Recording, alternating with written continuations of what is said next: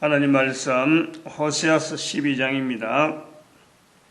호세아서 12장 1절에서 끝절까지 말씀 교독합니다. 1절 말씀 제가 먼저 받들어 봉독드립니다. 에브라임은 바람을 먹으며 동풍을 따라가서 날마다 거짓과 포악을 더하며 아수르와 계약을 맺고 기름을 애굽에 보내도다. 여호와께서 유다와 쟁변하시고 야곱의 소년들을 보여주시니 그 소유들을 보호하시리라. 호세아서 12장입니다. 호세아서 12장 5절 말씀. 저는 만군의 하나님 여호와시라. 여호와는 그의 기념칭언이라.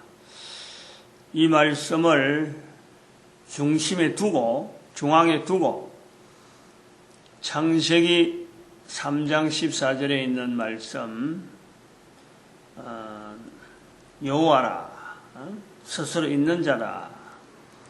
그 다음에 또 빌립보서 2장 9절에서 11절 말씀, 가장 높은 이름이 예수 이름을 두고 모든 사람의 무릎을 예수 그리스도 앞에 무릎 꿇고 모든 사람의 입으로 예수를 주라. 요 내용을 세 말씀을 이제 같은 거다. 같은 내용. 여호와는 그의 기념칭언이라. 이스라엘을 훈련하기 위해서 하나님께서 이스라엘 백성들에게 하나님의 이름을 부를 수 있도록 여호와라고 하는 이름을 주셨다. 우리가 이 하나님 이름, 열방의 선지자 되는 한반도, 남한, 북한, 현재 남한으로 분리되어 있고 북한으로 되어 있는 한반도, 그리고 앞으로 일본을 만주 땅으로 옮겨갔을 적에 만주 전체하고 남북한, 요 인구, 현재에 있는 남북한, 남한, 북한, 그 다음에 만주, 요거는 1억 정도 되는 1억 정도로 보는 거죠. 일본이 올라가기 전에. 그래서 일본하고 중국하고 만주에서 한국하고 어떤 삼국이 다스리는 통치구역을 만들면서 전 인류를 향해서 해야 될 일, 그건 이제 열방의 선지자의 일이잖아, 하는 건데, 요런 정도만 요 정도의 기초만 만드는 것만 해도 100년이 아마 방향을 잡고 가도 100년이에요. 100년 안에 끝나면은 어마어마한 참, 앞으로 사역에 대해서 준비해야 될 게 앞으로 900년 정도 남아있다. 그래서 이 100년 지나면은 이런 정표가 어떻게 나타나느냐? 한반도가 이만큼 준비해 놔면은 전 인류의 숫자가 63억으로 떨어진다. 1년에 700만 명 정도가 막 죽어간다. 1년에. 10년에 7천만 명. 100년 되니까 7억이 죽어가니까 어마어마한 인구 감소의 사태들이 드러나면서 한반도가 이 일 하는 것이 적당한 시기구나. 이런 걸 알게 된다는 거예요. 하나님 하는 이 한글의 하나님, 만군의 하나님 여호와라. 본문 말씀에서 5절에 있는 말씀에서 만군의 하나님 여호와라 하는 이 하나님이라고 하는 단어는 대한민국에서 한글에서 쓰는 하나님이라는 단어는 전 세계 어느 나라 어느 민족을 가도요 한 단어 한 문자죠. 한 단어지. 한 단어로 가지고 해석할 수 있는 내용은 아무데도 없어요. 아무데도. 전 세계 인류 가운데 쓰는 언어 가운데 유일하게 하나님, 가장 간단하면서 엄청난 뜻을 포함되어 있고 내포하고 있으면서 이 엄청난 뜻을 내포하고 있으면서 사탄에 대한 정체를 드러내는 그 단어이기 때문에 교황청에서 오래전에 하나님이란 이 단어를 삭제하려고 이 단어에 대한 의미를 희석시키려고 대치된 말이 하느님이라는 거예요. 이스라엘 백성들에게 겨냥해서 여호와란 이름으로 읽혀지는 이 이름을 이걸 이스라엘 백성들이 가지고 있는 히브리 문자에 모음이 없다 하는 그 어떤 약점 때문에, 그 특징 때문에 자기들이 부르던 그 이름 가지고 여호와라고 하는 이름으로 통일되지 아니하고 야훼라 되든지 어떠하든지 발음 가지고 씨름을 하도록 만들어서 본질적인 것을 기념칭호, 이 본질적인 부분에서 싸워야 되는데 본질적인 부분에서 다르지 않고 다른 데로 옆으로 옮겨가는 그러한 술책을 나타낸 것이 바로 공동번역 성경이라는 공동번역 성경. 한글에 성경에다 남겨놨네요. 아침에 이거 일부러 가져온 거예요, 그거. 그래서 이게 공동번역 성경이라, 이게. 처음에 우리는 요 갖고 나올 적에 요 안에 외경 들어있는 그것만 해갖고 막 이슈를 삼았는데, 제가 공동번역 이 성경을, 언제 왔냐? 1982년 3월 10일이에요, 3월 10일. 우리 울산에 처남이 이거 선물해서, 이거 내가 안수집사한다고, 축 안수집사 이래갖고, 울산 처남이 선물한 건데, 선물할 때만 해도, 이런 거 선물하나? 내가 성경으로 보질 않았으니까, 성경으로 취급도 안 했으니까, 선물 안 했으면 나도 안 가지는 거예요. 그만큼 이게 좀, 성경이라 하지만은, 내용 자체가 별 볼 일 없다, 그래갖고 예서로 본 건데, 이게 지금 내한테, 지금 현재 이걸 인용하는데 굉장히 중요한 지금 자료가 되죠.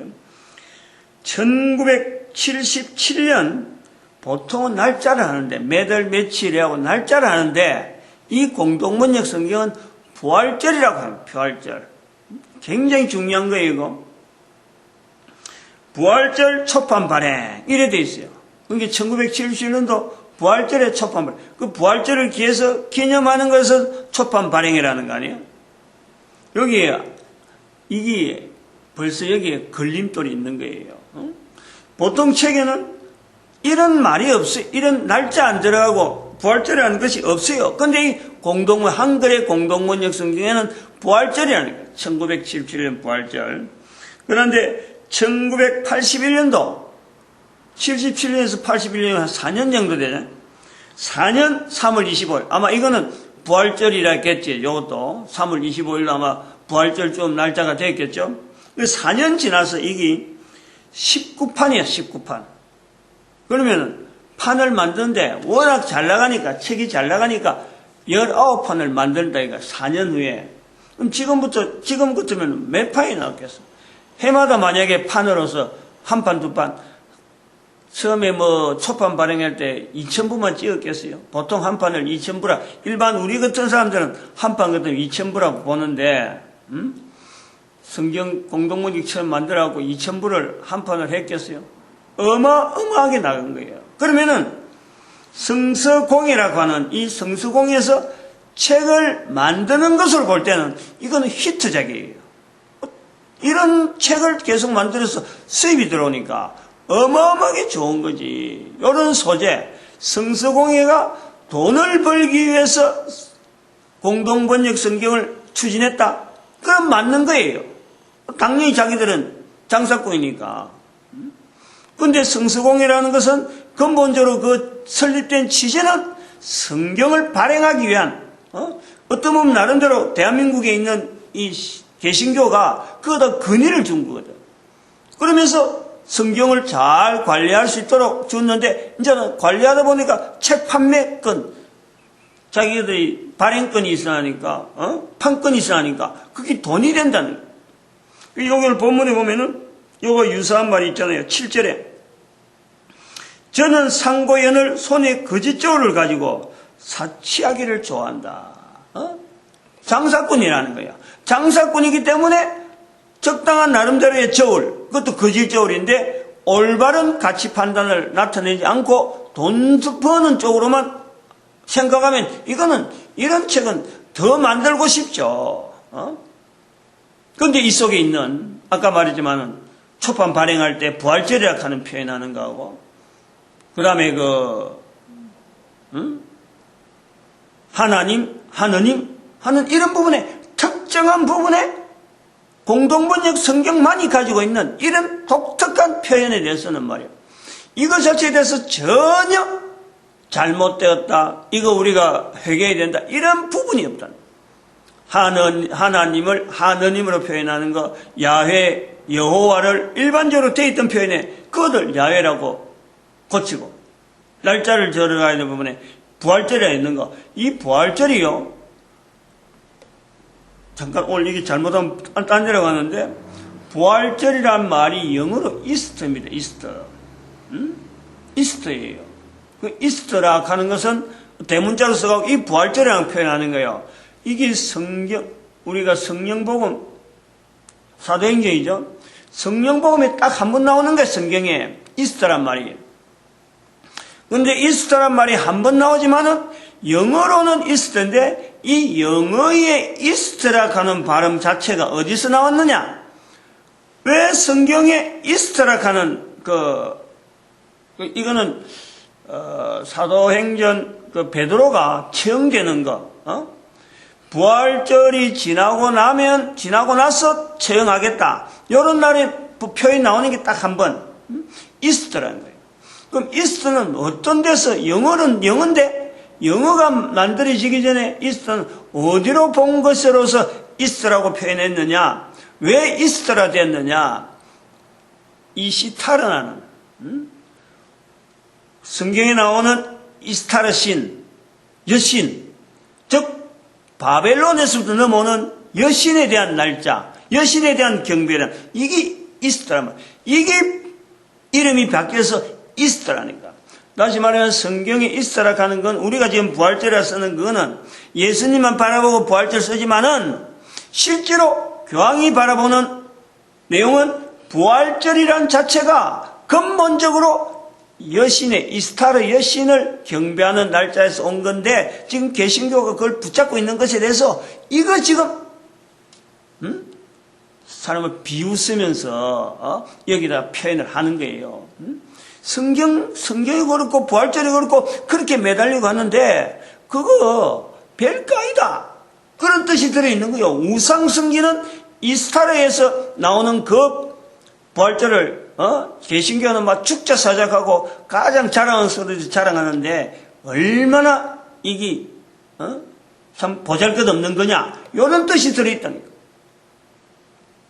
제가 혼자 해석이라고 하면 참 모르지만은 이 부활절이라고 하는 그 부분에서는 이스타르라고 하는 것에 대해서는 누구든지 인정을 하는 거예요. 그런데 이걸 공동번역에 들어가 있는데 문제를 안 삼는다 이거예요.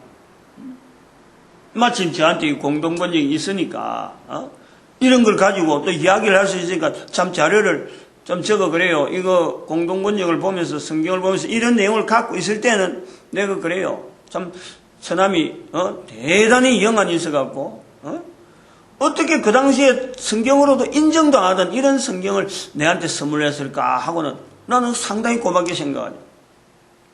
아무튼 일어나고 이런 내용이 공동번역이 있다는 거 취급되어지는 게 참 개신교 그 상황에서는 이게 별로 바람직하지 않다고 생각하는 건데 지금 봐봐요.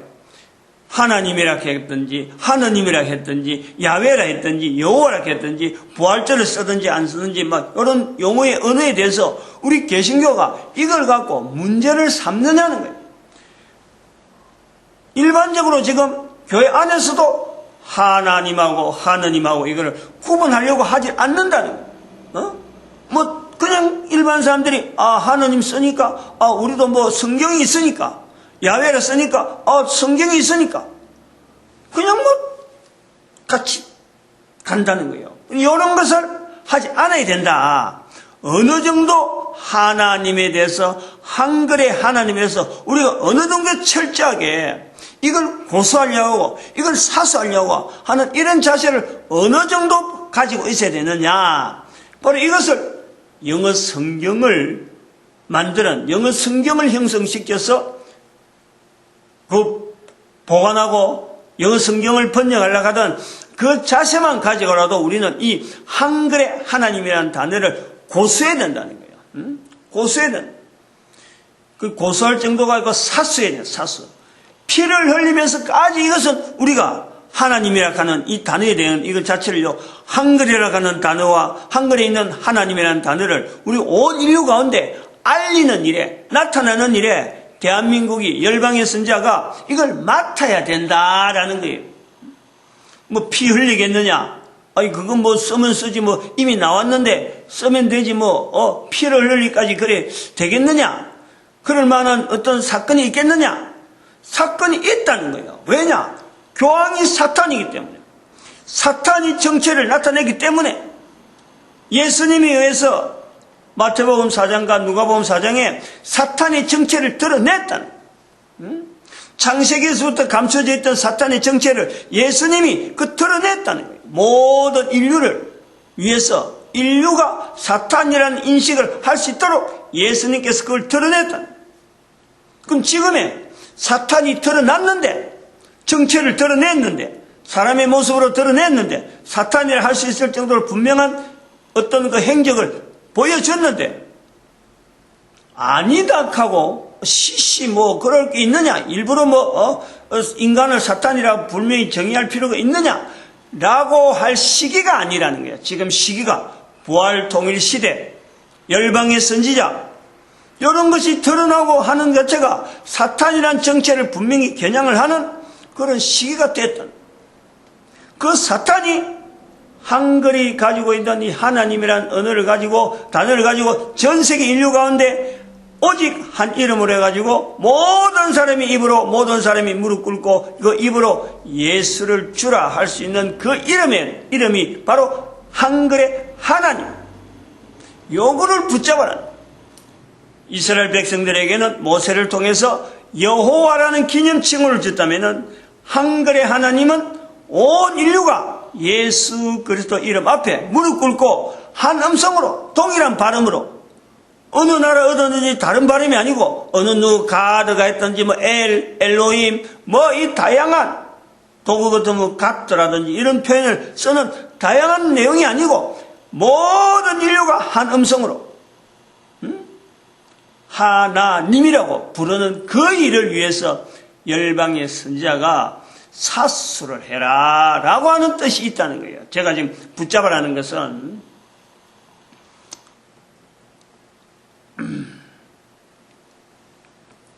더 나가야 되는데,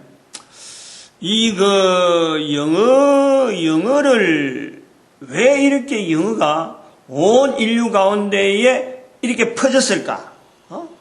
이거 마침 오늘 본문에도 나오지만은, 아까 말했지만, 공동번역 성경, 성서공에서 만드는 상고, 장사꾼이니까, 뭐, 이렇게 좋은 일이죠, 그거다가 영어로 쓰든지 뭐로 쓰든지 어떤 간 책 많이 팔리면은 좋은 거지. 마찬가지로, 영어가 이렇게 온 인류 가운데 퍼진 것에서 최근에 있었던 사건은요, 바로 이 무역시대, 영국의 무역이 막 활발되어질 때에 분명히 이 영어가요, 연결이 되는 거예요.